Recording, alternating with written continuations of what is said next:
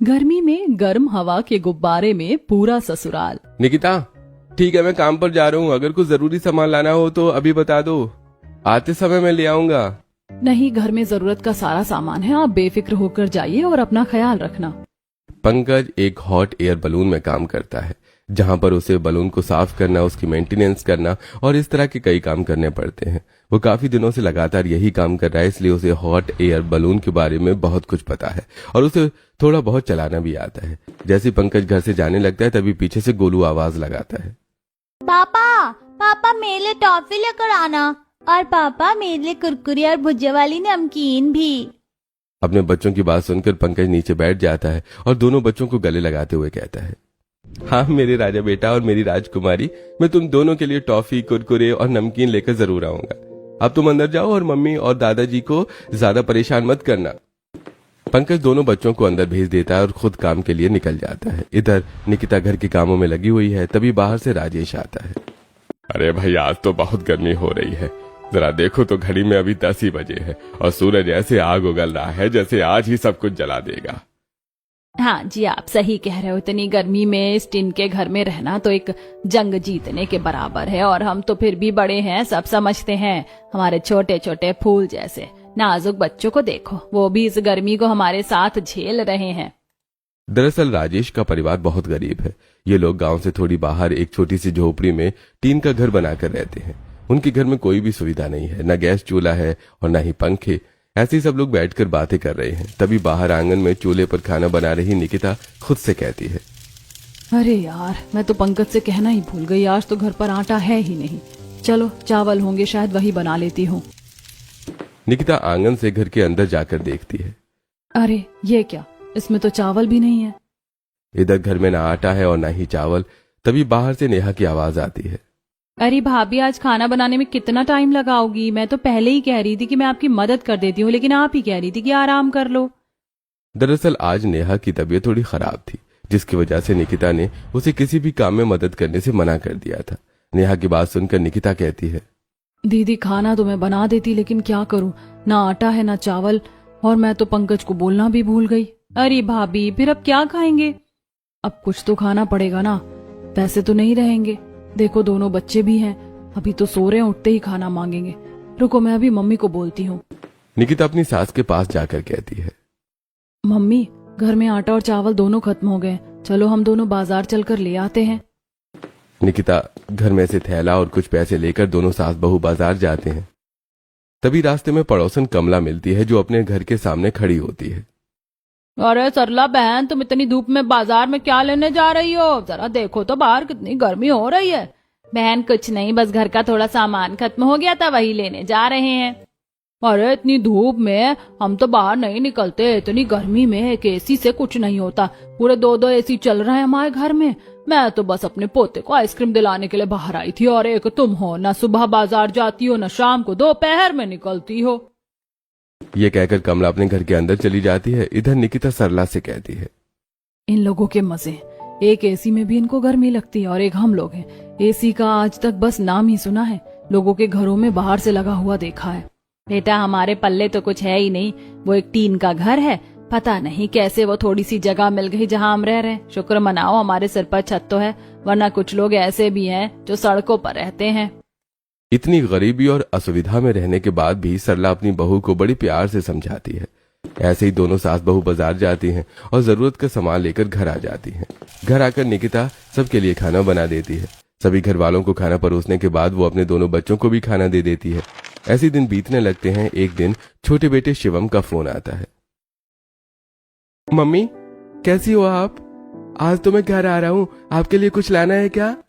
नहीं बेटा, कुछ नहीं लाना, बस तेरे पापा की दवाई खत्म हो रही है, वो ले आना और घर टाइम से आना। ये कहकर सरला फोन रख देती है। इधर दोनों बच्चे अपने चाचू के घर आने की खुशी मनाने लगते हैं।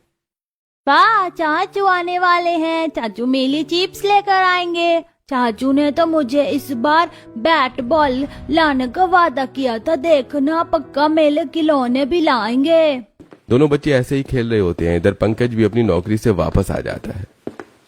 अरे क्या बात है भाई, हाँ बड़ी खुशियां मनाई जा रही हैं। मनाएं भी क्यों ना, इनके लाडले चाचू जो आ रहे हैं। दरअसल शिवम एक जमींदार के यहाँ नौकर का काम करता है और वहीं पर रहता है। उसे महीने 2 महीने में 1-2 दिन की छुट्टी मिलती है जिसमें वो घर आ जाता है। सब लोग ऐसे ही मिलकर बातें करने लगते हैं। इधर निकिता चूल्हे पर खाना बना रही होती है, तभी नेहा वहाँ आती है। अरे भाभी, इतनी गर्मी में आप अकेले कब तक खाना बनाओगी? लाओ आटा, मैं लगा देती हूँ। हाँ, गर्मी तो बहुत हो रही है। चलो, जब तक तुम आटा लगाओगी मैं सब्जी बना देती हूँ। दोनों नंद भाभी मिलकर काम करने लगती हैं। इधर इन्हें देखकर पड़ोसन कमलेश वहाँ से निकलती है और कहती है, भाई सरला, तुम्हारी बहू की हिम्मत है, इतनी गर्मी में चूल्हे पर खाना बना कर देती है। अगर कोई और होती ना तो कब का छोड़कर भाग गई होती सब। कमलेश की बात सुनकर सरला को बहुत बुरा लगता है, लेकिन वो कुछ नहीं कहती और चुप रहती है। इधर कमलेश भी वहाँ से चली जाती है। थोड़ी देर में शिवम घर आ जाता है। चाचू आ गए, चाचू आ गए। चाचू आप मेरे लिए क्या लाए? चाचू मैंने बैट बॉल मांगा था, आप लेकर आए ना। दोनों बच्चे शिवम को दरवाजे पर ही घेर लेते हैं। तभी पंकज कहता है, अरे बच्चों, पहले चाचू को अंदर तो आने दो, घर में आकर ही देख लेना। हाँ बेटा, देखो मैं तुम दोनों के लिए खिलौने लेकर आया हूँ और टॉफी भी। शिवम अपने बैग से दोनों बच्चों को उनके खिलौने और खाने पीने का सामान निकाल कर दे देता है। सरला और राजेश शिवम के हालचाल पूछते हैं। खाना बनाती हुई नेहा भी कहती है, मेरे लिए भी लाए हो कुछ या नहीं, या हर बार की तरह बस निक्की और गोलू के लिए ही लाए हो? नेहा की बात सुनकर शिवम कहता है, अरे तुम पैसे ले लेना और खुद अपनी पसंद के खरीद लेना। नहीं भैया, मैं पैसों का क्या करूंगी। मैं तो बस चाहती हूँ कि हम सब मिलकर पैसे जोड़े और हमारा एक ठीक ठाक सा घर बन जाए। इतनी गर्मी में चूल्हे पर खाना नहीं बनता और ये घर इतना ज्यादा तपता है। नेहा की बात सुनकर सब इमोशनल हो जाते हैं, लेकिन तभी निकिता बातों को घुमाते हुए कहती है, अरे किन बातों के चक्कर में पड़ गए आप सब लोग। देखो, खाना बन गया और ठंडा हो रहा है। चलो जल्दी जल्दी हाथ धोकर खाना खा लो। निकिता सबके लिए खाना लगा देती है। सब लोग एक साथ मिलकर खाना खाते हैं। अगली सुबह होती है। पंकज अपने काम पर चला जाता है। तभी हॉट एयर बलून का मालिक संजय वहाँ आता है। समझे भाई, आने वाले 1 हफ्ते में टेम्परेचर बहुत ज्यादा हाई दिख रहा है। ऐसे में काम बस सुबह और शाम में ही चलेगा। ये कहकर संजय वहां से चला जाता है। इधर पंकज अपने दोस्त मोनू से कहता है, भाई इससे ज्यादा और क्या गर्मी होगी। भगवान ने पता नहीं क्या सोच रखा है, जैसे आग लगाकर जला ही डालेंगे हम सबको। हाँ यार, सही कह रहा है, लेकिन ये तूफान आने की पहले की आग है। तुम देखना, बाद में पक्का कुछ तगड़ा होने वाला है। दोनों दोस्त ऐसे ही आपस में बातें करते हैं और हॉट एयर बलून साफ करने लगते हैं। ऐसे ही दिन बीत जाता है। पंकज भी घर आता है। सब लोग उसके इंतजार कर रहे होते हैं। अरे आज तो आप बड़ी देर से आए। चलो हाथ मुंह धो लो, मैं आपके लिए खाना लगा देती हूँ। सब लोग खाना खाकर सो जाते हैं। जैसे न्यूज में दिखाया जा रहा था वैसे वैसे दिन बीतते हैं और टेम्परेचर और ज्यादा बढ़ता जाता है। अरे भाई, ये गर्मी तो लगता है हमें बच्चों को ही निकल जाएगी। हाँ, इस गर्मी से तो बच पाना मुश्किल लग रहा है। शाम का समय होता है। दोनों पति पत्नी ऐसे ही घर के बाहर बैठे बातें कर रहे होते हैं। तभी बच्चे वहाँ आते हैं। दादी, आज कितनी गर्मी लग रही है। हमारे घर में तो एक भी पंखा नहीं है। मेरे दोस्त के घर पर तो एसी लगा हुआ है। दादू, हमारे घर पर एसी कब लगेगा?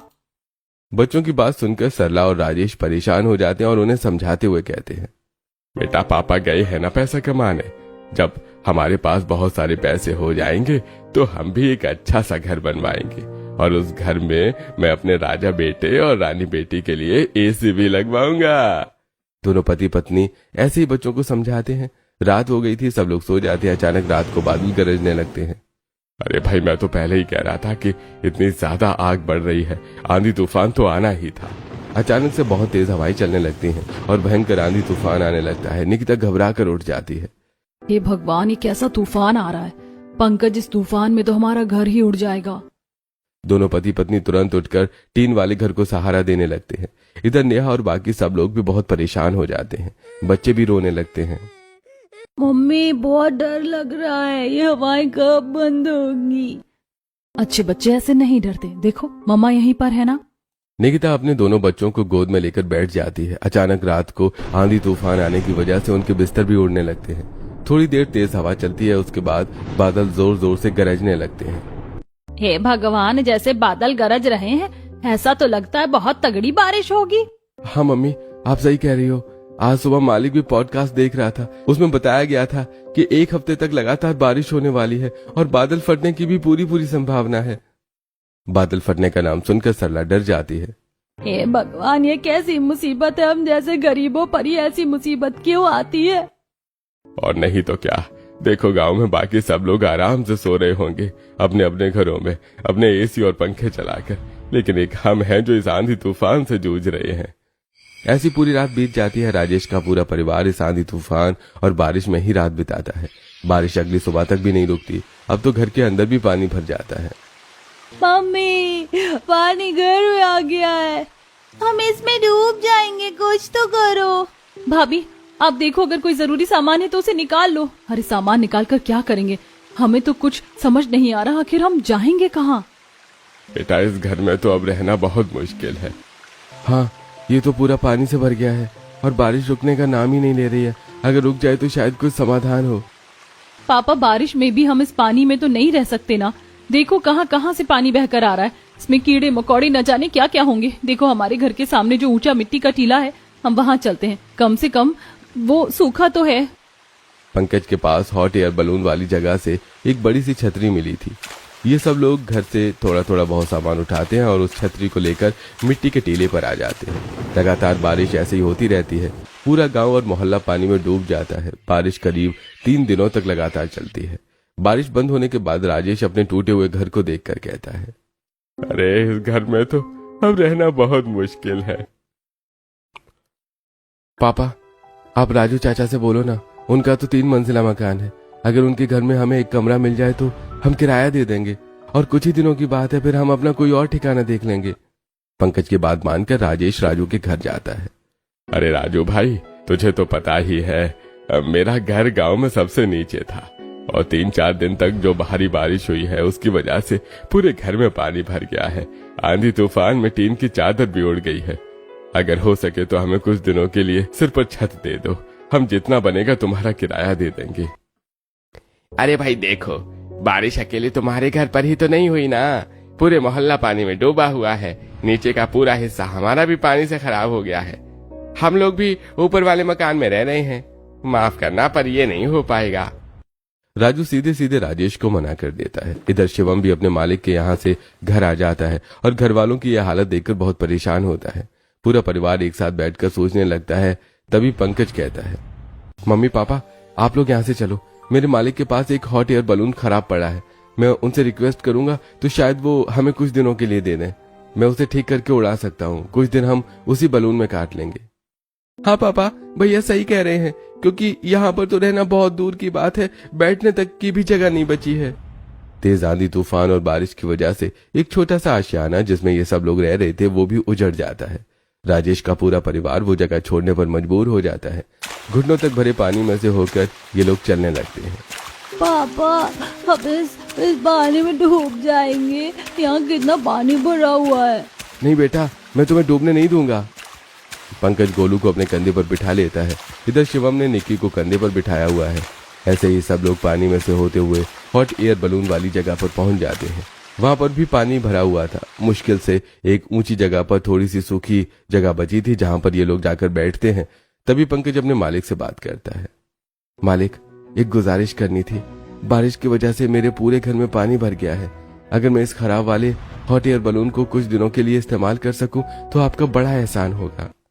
अरे कोई बात नहीं, ये तो खराब ही पड़ा है और अभी इसे ठीक करवाने का भी कोई फायदा भी नहीं है, क्योंकि बारिश की वजह से कोई हॉट एयर बलून की ट्रिप बुक नहीं करेगा। तुम इसे आराम से इस्तेमाल करो। संजय की बात सुनकर पंकज के पूरे परिवार की जान में जान आती है। अरे आप सब लोग यहाँ पर बैठो, तब तक मैं इस बलून को उड़ाने लायक बनाता हूँ। पंकज अपने दोस्त मोनू के साथ मिलकर उस बलून को साफ करता है और उसे अच्छे से चलाना भी सीख लेता है ताकि अब वो उसे उड़ा सके। इधर गोलू और निक्की को भूख लग जाती है। चाचू बहुत भूख लगी है। हाँ मुझे भी बहुत भूख लगी है, हम खाना कब खाएंगे। दोनों बच्चों को ऐसे रोते हुए देखकर निकिता कहती है, हमारे पास तो खाने के नाम पर कुछ है ही नहीं। चलो हम तो भूखे रह लेंगे, लेकिन मेरे बच्चों का क्या होगा। तभी शिवम कहता है, भाभी आपको परेशान होने की जरूरत नहीं है। मैं आते वक्त बच्चों के लिए कुछ खाने पीने का सामान लाया था, रुको मैं अभी देता हूँ। उस दिन गांव से घर आया था वो, तो अपने बैग में कुछ सामान ले आया था जिसे वो बच्चों को निकाल कर दे देता है। बच्चे तो वो सब खा लेते हैं, लेकिन तभी राजेश कहता है, अरे भाई भूख तो हमें भी लगी है, अब कैसे होगा हमारा खाना पीना। अरे खाने पीने का तो देखा जाएगा, कहीं हमें सही से बैठने उठने की जगह तो मिल जाए एक बार। पूरा परिवार एक छोटी सी पहाड़ी पर बैठा हुआ है और ऐसे ही आपस में बातें कर रहा है।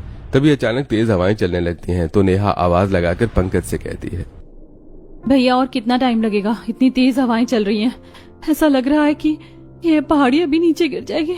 इससे अच्छा तो हम पानी में ही नीचे आ जाते। नेहा की बात सुनकर पंकज भी घबरा जाता है, लेकिन खुद की हिम्मत बांधते हुए कहता है, अरे नहीं नहीं रेहा, रुको, बस हो गया, सब ओके है, हम भी अभी उड़ान भरेंगे। ये सुनकर शिवम पंकज के पास चला जाता है। भैया ये सब तो ठीक है, लेकिन हमारे पास खाने को कुछ भी नहीं है। अरे इसमें ये पोर्टेबल छोटा सा गैस चूल्हा तो है, लेकिन राशन भी तो चाहिए। तो एक काम करते हैं, पास वाली मार्केट से कुछ राशन का सामान ले आते हैं। मेरे पास थोड़े बहुत पैसे हैं, हम उनको इस्तेमाल कर लेंगे, बाकी जब पानी सूख जाएगा तब देख लेंगे क्या करना है। पंकज को शिवम की बात समझ में आ जाती है। दोनों भाई पास की मार्केट से कुछ राशन का सामान खरीद कर लाते हैं और इस हॉट एयर बलून वाली टोकरी में सब कुछ रख देते हैं। तभी पंकज एक एक करके पहाड़ी से अपने माँ बाप और बच्चों को नीचे उतारता है। सब एक एक करके टोकरी में बैठने लगते हैं। अरे वाह, ये तो बिल्कुल वैसा ही है जैसा फिल्मों में दिखाया जाता है। अरे हमने तो भाई बस सुना था नाम, कभी इसमें बैठेंगे ये नहीं सोचा था। अरे डूबते को सहारा, ये गर्म हवा का गुब्बारा। सरला की बात सुनकर सब लोग हंसने लग जाते हैं। तभी निकिता कहती है, अरे आप लोग राशन का सामान तो ले आए, लेकिन खाना बनाएंगे कहाँ? यहाँ पर तो बहुत तेज हवाएं चल रही हैं। अरे निकिता, जैसे ही गुब्बारा थोड़ा उड़कर ऊपर जाएगा ना तो ऊपर कम हवा लगेगी, तुम वहीं पर आराम से खाना बना लेना। ये सुनकर निकिता हैरान हो जाती है। तो क्या मतलब, हम खाना पीना सब ऊपर ही करेंगे? निकिता की बात सुनकर सब लोग हंसने लग जाते हैं। अरे भाभी, नीचे उतरकर खाना बनाना बिल्कुल भी सुरक्षित नहीं है, इसलिए हमें हॉट एयर बलून की बास्केट में ही खाना बनाना पड़ेगा। आप टेंशन मत लो, देखो इसमें गैस स्टोव भी है और राशन का सामान भी। शिवम की बात सुनकर निकिता समझ जाती है। शाम का वक्त होता है, काले काले बादल छाए हुए हैं, पहाड़ी क्षेत्र में तेज तेज हवाएं चल रही हैं और उसी बीच ये लोग अपना गर्म हवा का गुब्बारा उड़ाते हैं। अरे वाह, कितना मजा आ रहा है। अरे हाँ, सच में इस गुब्बारे में बैठकर तो हमें जैसे अपनी सारी प्रॉब्लम ही हम भूल गए हैं। अरे तो प्रॉब्लम याद ही क्यों रखनी है, वैसे भी परेशानियां रोज नहीं होती, आज है कल नहीं होगी, इंसान को खुलकर जीना चाहिए।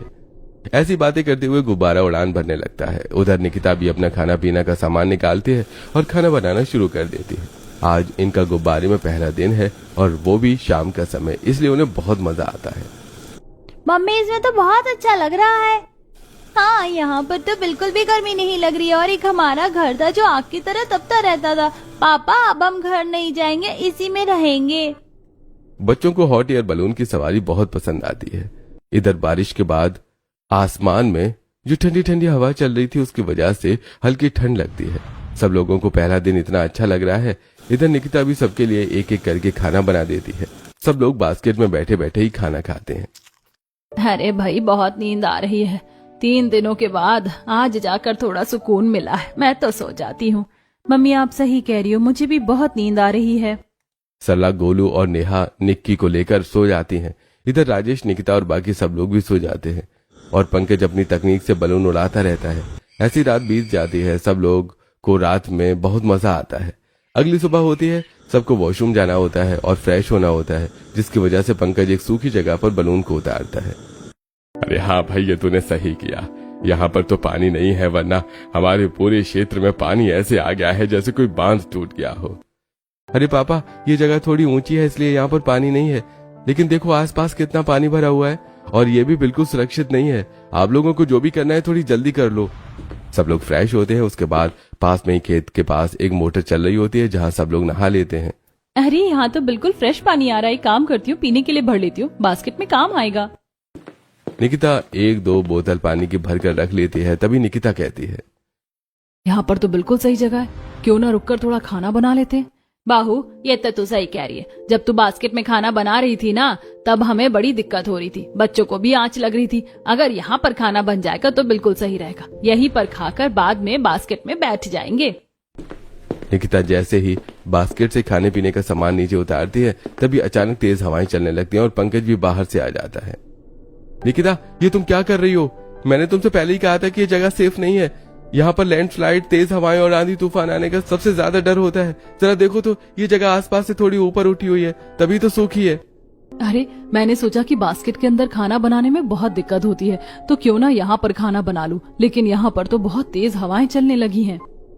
अरे अब बस जल्दी से सामान अंदर रखो। सब लोग मिलकर बाहर जो सामान निकाला था उसे वापस बलून की बास्केट में रखते हैं और फिर सब लोग बलून में बैठ जाते हैं। पंकज बलून उड़ाता है, अचानक तेज हवाएं चलने लगती हैं। पापा बहुत डर लग रहा है, कहीं ये गुब्बारा फूट तो नहीं जाएगा। नहीं बेटा, कुछ नहीं होगा, तुम चुप होकर आराम से बैठ जाओ। निक्की तो डर कर रोने ही लगती है। निकिता जैसे तैसे करके अपने बच्चों को समझाती है, लेकिन उसे खुद भी बहुत डर लग रहा होता है। थोड़ी देर में हवाएं तो बंद हो जाती हैं, लेकिन तेज धूप निकल आती है। अरे देखो मौसम कितना सताई हो रहा है, एक पल में धूप, एक पल में बारिश और एक पल में आंधियां। अरे भाई कितनी तेज धूप निकल आई। पंकज जरा देखो तो आसपास कहीं छांव वाली जगह है क्या। अरे पापा आप कैसी बातें कर रहे हो, जरा देखो तो नीचे चारों तरफ पानी पानी भरा हुआ है, यहाँ पर रुकना तो खतरे से खाली ही नहीं है। सब लोग ऐसे ही बातें कर रहे होते हैं। धीरे धीरे सूरज अपनी गर्मी बढ़ाना शुरू कर देता है। थोड़ी देर में इतनी ज्यादा गर्मी होने लगती है कि सब लोग गर्मी से चिल्लाने लगते हैं। ऊपर से गुब्बारे के बर्नर की वजह से और भी गर्म हवा आ रही होती है। ऐसा लग रहा था जैसे इनके सिर में आग लग जाएगी। भैया इसमें तो बहुत गर्मी लग रही है, मेरा तो दम गर्मी से घुटा जा रहा है। हाँ तुम सही कह रही हो, शाम के वक्त तो उड़ाते हुए इतना अच्छा लग रहा था जैसे जन्नत इसी गुब्बारे में हो, लेकिन दोपहर के समय तो ये पूरा गर्म हवा से भर गया है। मुझे तो ऐसा लग रहा है कि हम इसकी गर्मी में ही जल जाएंगे। सब लोगों को गुब्बारे की बास्केट में बहुत ज्यादा गर्मी लगती है। अरे आप लोग टेंशन मत लो, मैं थोड़ा और ऊपर उड़ान भरता हूँ, ऊपर थोड़ी ठंडक मिलेगी। ये सोचकर कि ऊपर थोड़ा ठंडा मौसम होगा और तेज हवाएं चल रही होंगी, पंकज गुब्बारे को थोड़ा और ऊपर ले जाता है, लेकिन उसका ये कदम उल्टा पड़ जाता है। अरे भैया आपको नहीं पता क्या, ऊपर जाने से कुछ दूरी पर टेम्परेचर बढ़ता है और फिर से गर्मी बढ़ने लगती है। अब देखो यहाँ पर तो और ज्यादा गर्मी लग रही है। आप प्लीज इसे धीरे धीरे करके नीचे उतार दो। हाँ ऐसे तो हम इस गुब्बारे में जलकर मर ही जाएंगे। सब लोग एक ही दोपहर में गुब्बारे में रहने से तड़प जाते हैं।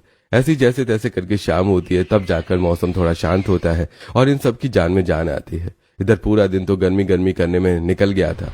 इन लोगों ने कुछ भी नहीं खाया था, बच्चे भी भूख से रो रहे थे। निकिता बहू अब तो खाना बना दे। हाँ मम्मी मैंने काम शुरू कर दिया है, देखो आटा भी लगा लिया है और ये आलू भी उबल गए हैं, बस थोड़ी देर में खाना बना दूंगी। शाम के वक्त गुब्बारा थोड़ा ठंडा होता है, लेकिन स्टोव की गर्मी से फिर से हल्की गर्मी होने लगती है। अरे अगर हमारे साथ बच्चे न होते ना भाभी, तो सच में इतनी सी जगह में मैं आपको स्टोव बिल्कुल नहीं चलाने देता। मैंने कौन सा अपने मन से यहाँ इतनी सी जगह में खाना बना रही हूँ, ये तो पापी पेट का सवाल है, खाना तो बनाना ही पड़ेगा। अंदर से दोपहर के समय गुब्बारा गर्म हवाओं और सूरज की गर्मी से इतना ज्यादा गर्म हो गया था कि अगर इसके अंदर गैस स्टोव या किसी भी चीज से खाना बनाने की कोशिश की जाती तो शायद घर वाले जल ही जाते। गर्मी में तो बिल्कुल ऐसे ही लग रहा था, जिसकी वजह से उन्होंने पूरे दिन कुछ नहीं खाया। बच्चों को तो शिवम ने टॉफी कुरकुरे वगैरह खिला दिए थे, लेकिन पूरा परिवार भूखा था। हे भगवान इतनी सी जगह में खाना बनाना कितना मुश्किल काम है। पता नहीं हमारे ये बुरे दिन कब गुजरेंगे और कब अच्छे दिन आएंगे। निकिता खाना बनाने में बहुत परेशान हो जाती है। नेहा उसकी मदद तो करती है, लेकिन इतनी सी जगह में क्या ही हो सकता था। बहुत मेहनत के बाद थोड़ा बहुत खाना बनकर तैयार हो जाता है। निकिता सबको खाना परोस देती है। सब लोग जैसे तैसे खाना खाते हैं और फिर सो जाते हैं। अगली सुबह होती है।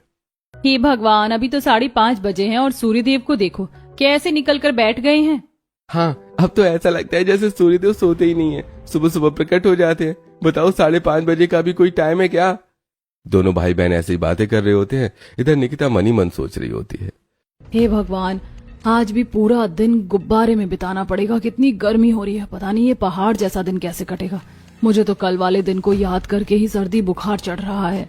दरअसल हॉट एयर बलून में सुबह शाम या रात का वक्त तो ठीक था, लेकिन जो दोपहर यानी बुरे दिन का समय होता था वो काटना मुश्किल हो जाता था। चिलचिलाती धूप, गर्मी, ऊपर से गर्म हवा और बर्नर की हीट, ये सब उनकी जिंदगी को और ज्यादा मुश्किल बना देते थे। लेकिन इस गुब्बारे के अलावा उनके पास कोई दूसरा रास्ता भी नहीं था। मजबूरी में इन्हें हॉट एयर बलून में ही 3-4 दिन बिताने पड़ते हैं। पंकज बलून चला रहा होता है, तभी उसकी नजर मोहल्ले की तरफ पड़ती है। हे भगवान इतनी गर्मी में और कितने दिन बिताने होंगे। निकिता का गर्मी से बुरा हाल हो रहा था, साथ में वो बच्चों को भी जैसे तैसे अपने आंचल से हवा कर रही थी। तभी अचानक पंकज की नजर मोहल्ले पर पड़ती है। अरे निकिता, लगता है भगवान ने तुम्हारी सुन ली। देखो हमारे मोहल्ले में सारा पानी सूख गया है, मतलब अब हम भी अपने घर जा सकते हैं। घर जाने की बात सुनकर पूरा परिवार खुशी से झूम उठता है। हे भगवान तेरा लाख लाख शुक्र है। हाँ भाई चलो, अब इस हॉट एयर बलून को उतारो, हमें अपने घर जाना है। पंकज धीरे धीरे हॉट एयर बलून को वहीं पर उतारता है जहां पर मालिक के और भी बलून रखे होते हैं। जैसे ये लोग बास्केट से नीचे उतरते हैं, सामने संजय खड़ा होता है। राजेश हाथ जोड़कर संजय का धन्यवाद करता है।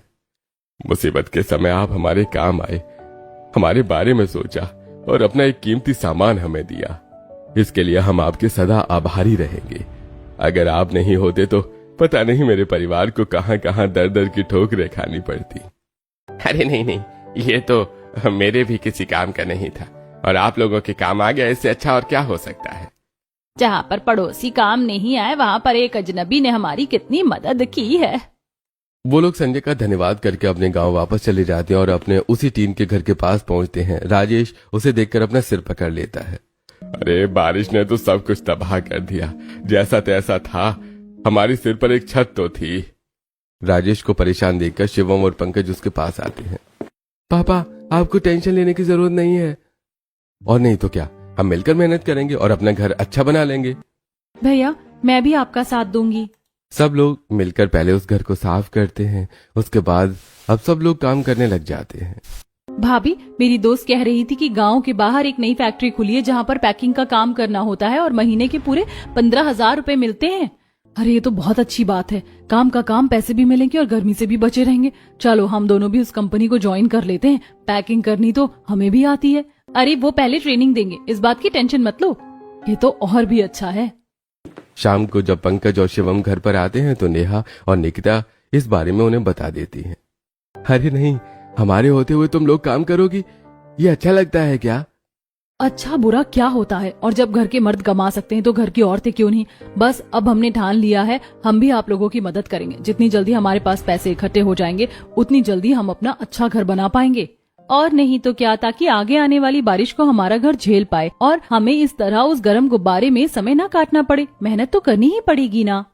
नेहा की बात सुनकर सब लोग भावुक हो जाते हैं। इधर पंकज और शिवम भी उनकी बात पर सहमति जताते हैं। अगली सुबह होती है और पंकज शिवम अपने काम पर चले जाते हैं।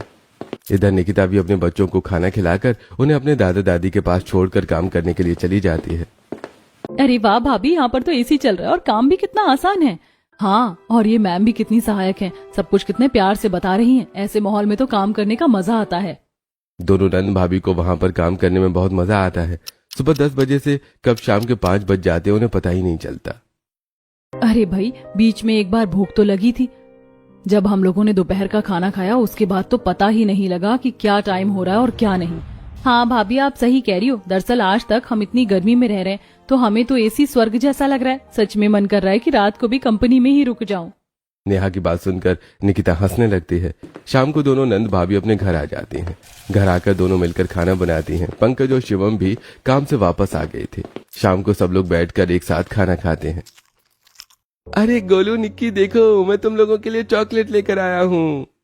वाह, ये तो मेरी फेवरेट चॉकलेट है। अरे वाह, तुम तो अंग्रेजी बोलना भी सीख गई हो। शिवम की बात सुनकर निकिता थोड़ी उदास होकर बोलती है। देखो ना देवर जी, मेरे बच्चे अब स्कूल जाने लायक हो गए। मैंने घर पर इन्हें थोड़ा बहुत सिखाया, लेकिन पता नहीं इनका स्कूल में दाखिला कब होगा। अरे अब घबराने की बात नहीं है। अब तो भगवान की दया से हम चारों ही कमा रहे हैं।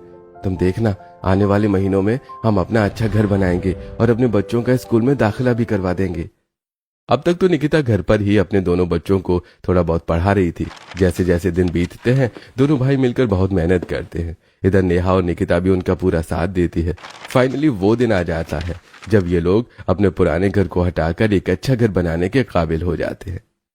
ऐसा लग रहा है जैसे हमारा पुराना देखा हुआ सपना आज सच हो गया है।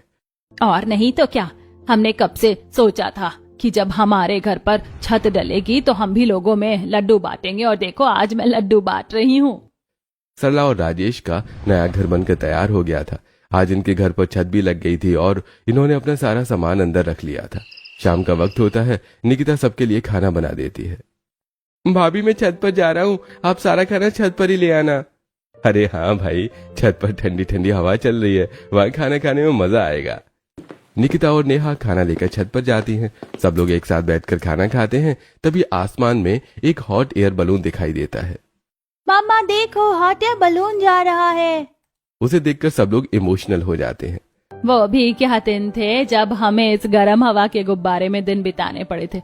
लेकिन जो भी हो, बुरे वक्त में यही गुब्बारा हमारे बहुत काम आया। सरला की बात सुनकर सब लोग भावुक हो जाते हैं। अब पूरा परिवार अपने नए घर में रहता है।